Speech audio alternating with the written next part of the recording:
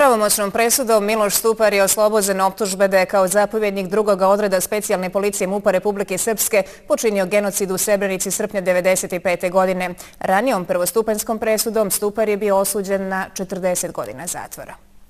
Prema ocjeni apelacionog vijeća izvedeni dokazi ne upućuju na zaključak da je optuženi Stupar de jure ili de facto bio komandant drugog odreda specijalne policije Šekovići na dan 13. jula 1995. godine.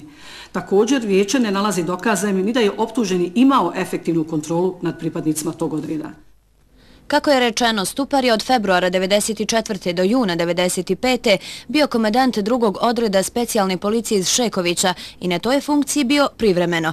Tada je od njega komandu preuzeo Rade Čuturić, zvani oficir, koji ju je obavljao do 13. jula. Ali, zloglasni oficir biva povrijeđen upravo u Sandićima i Kravici pri smaknuću više od 1000 Bošnjaka, pa je Stupar zbog te povrede od Čuturića preuzeo komandu 14. jula. Optuženi ne može biti krivično odgovoran za nekažnjavanje podređenih za krivična djela koja su učinjena prije njegovog preuzimanja komande, odnosno dok su bili pod komandom Rade Čuturića.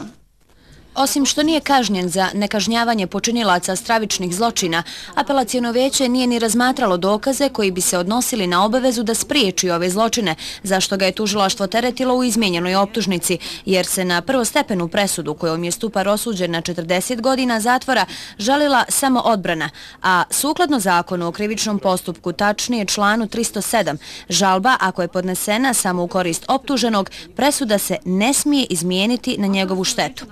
Jedino će na štetu budžetskih korisnika, s obzirom da je presuda oslobađajuća, ići svi troškovi sudskog postupka. Stupar je od danas slobodan, a na ovu presudu žalba nije moguća.